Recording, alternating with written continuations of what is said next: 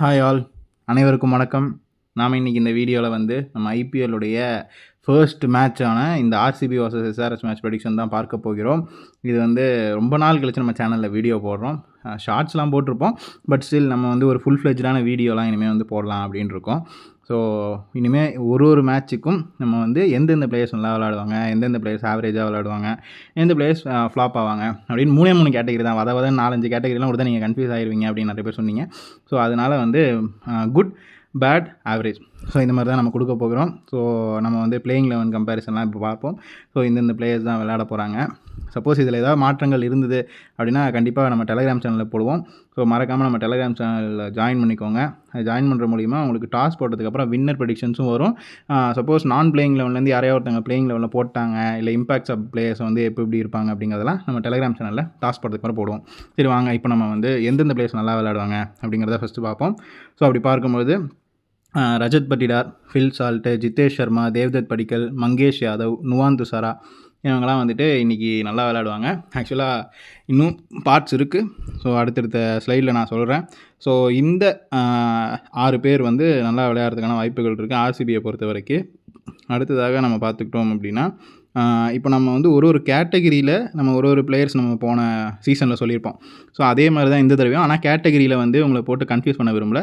So எடுத்தோடனே good or bad, எனக்கு தேவை இந்த பிளேயர் எடுக்கலாமா வேணாமா அப்படிங்கிறது தான் உங்களோட கேள்வியாக இருக்குது அப்படின்னா எடுக்கலாம் அப்படிங்கிறது தான் சொல்கிறேன். பட் அதில் கேட்டகிரி வைஸ் இதில் வந்து நம்ம இப்போ will perform as a expected அப்படின்னு போட்டிருந்ததுன்னா அது ஒரு கேட்டகிரி, டீசன்ட் பிக்ஸ்ன்றது. இதே சேஃப் பெட் ஃபார் யுவர் டீமுங்கிறது இன்னொரு கேட்டகிரி. அப்படிலாம் பார்க்கும்போது இன்றைக்கி அடுத்த பிளேயர்ஸ்லாம் யாருன்னா அபிஷேக் சர்மா, லியான் லிவின்சன், அப்புறம் நிதிஷ்குமார் ரெட்டி, ஹர்ஷல் பட்டேல், சிவம் மாவி, அனிகேட் வர்மா இவங்கெல்லாம் இன்றைக்கி நல்லா விளையாடுறதுக்கான வாய்ப்புகள் இருக்குது. ஆக்சுவலாக நம்ம இப்போ இந்த பிளேயிங் லெவலில் எடுத்தது வந்து ஒரு அசம்ஷன் தான், ஒரு அனுமானத்தில் தான் எடுத்திருக்கோம். சப்போஸ் வந்து இதில் பிளேயர்ஸ் மாறினாங்க அப்படின்னா கண்டிப்பாக டெலகிராம் சேனலில் போடுவோம். ஸோ மறக்காமல் டெலகிராம் சேனலில் ஜாயின் பண்ணிக்கோங்க. அப்புறம் ஜீஷன் அன்சாரியும் இன்றைக்கி நல்லா விளையாடுறதுக்கான வாய்ப்புகள் இருக்குது அப்படிங்கிறது தான் இன்றைக்கி நம்ம ப்ரெடிக்ஷன் சொல்லுது. அடுத்ததாக இதுதான் வந்து ஆவரேஜ்.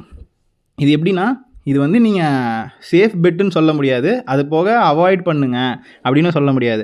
ஏன்னா இவங்கெல்லாம் வந்து ஒன்று விளாண்டாங்கன்னா நல்லா விளாடுவாங்க, எல்லாம் டக்குன்னு போயிடுவாங்க. அந்த மாதிரி பிளேயர்ஸ்லாம் இவங்க. ஸோ இது வந்து உங்களுடைய ஓன் ரிஸ்கில் எடுத்துக்கோங்க. விராட் கோலி, டிம் டேவிட், அப்புறம் வெங்கடேஷ் ஐயர், கிருணால் பாண்டியா, புவனேஸ்வர் குமார், யஷ் தயால். ஸோ இவங்க எல்லாமே வந்து இன்றைக்கி கொஞ்சம் ரிஸ்கி கேம்பிள் தான். அதாவது உங்களுக்கு ரிஸ்க் எடுக்கிறீங்க அப்படின்னா மாட்டுனுச்சுன்னா உங்களுக்கு கண்டிப்பாக வந்து நிறையாவே இவங்களால் லாபம் கிடைக்கும். அப்படி இல்லைனா ஒன்றுமே இல்லாமல் கூட போகிறது வாய்ப்பு இருக்குது. ஆவரேஜ் எல்லாம் விளையாட மாட்டாங்க, வச்சா கூடமே சரச்சா மாட்டாங்க, அந்த மாதிரி தான் இருப்பாங்க.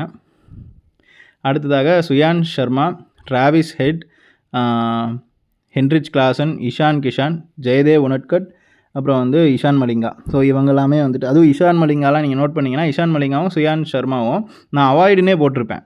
ஸோ இதோட புரிதல் நீங்கள் எப்படி எடுத்துக்கணும்னா 75% குட் அப்படின்னா ஓகே ஃபைன், அவங்கள வந்து நம்பி எடுக்கலாம்.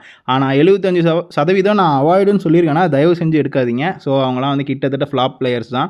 அதில் ஹை ரிஸ்க்கு, பெட்டர் டு அவாய்டுன்னு போட்டிருப்பேன். அதே மற்றதெல்லாம் பார்த்தீங்கன்னா 75% குட் இருக்குல்ல, but placed in risky as per astrology guidance தான் சொல்லியிருப்பேன் ஒழிய அவங்கள எடுக்காதீங்கன்னு சொல்லலை. ஸோ இதையுமே ஒரு தடவை கவனத்தில் வச்சுக்கோங்க.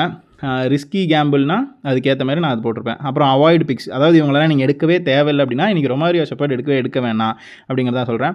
அடுத்த டீம் பர்ஃபார்மன்ஸ் பார்க்கும்பொழுது ஆர்சிபியை காட்டிலும் எஸ்ஆர்எச்சில் ஒரு பிளேயர் மட்டும் அதிகமாக நல்லா விளையாடுற மாதிரி தெரியும். ஓகேவா? அதனால் வந்து இது மேபி நம்ம கொடுக்குறது 100% கரெக்டாக இருக்கும்னு சொல்ல முடியாது. சில டைம் தப்புனுச்சுன்னா இந்த மேட்ச் வந்து ஆர்சிபிக்கும் சரி எஸ்ஆர்எச்சுக்கும் சரி 2 பேருக்குமே வந்து ஒரு டஃப் ஃபைட் கொடுப்பாங்க. அதனால் யார் வின்னர் அப்படிங்கிறது எளிதில் சொல்ல முடியாது. நான் டாஸ் போட்டதுக்கப்புறம் கண்டிப்பாக டெலகிராம் சேனலில் போடுவேன்.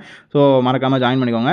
ஸோ இப்போ வந்து நிறைய பேர் கேட்டிருந்தீங்க ஹோரா வைஸ் ப்ரெடிக்ஷன்ஸும் வேணும் அப்படின்ட்டு. ஸோ அதுக்காக தான் இதில் நீங்கள் பார்த்துக்கிட்டிங்கன்னா ஃபஸ்ட் இன்னிங்ஸு, செகண்ட் இன்னிங்ஸு, அதை ஃபஸ்ட் இன்னிங்ஸை வந்து 2 பாகமாக பிரிச்சிடணும். இப்போ வந்து கிட்டத்தட்ட 1.5 மணி நேரம் நடக்குதுன்னா 3/4 மணி நேரமாக பிரிச்சுக்கிட்டிங்கன்னா ஃபஸ்ட்டு 3/4 மணி நேரம் நிதிஷ்குமார் ரெட்டி நல்லா விளையாடுவார், 2வது 3/4 மணி நேரமும் நல்லா விளையாடுவார்.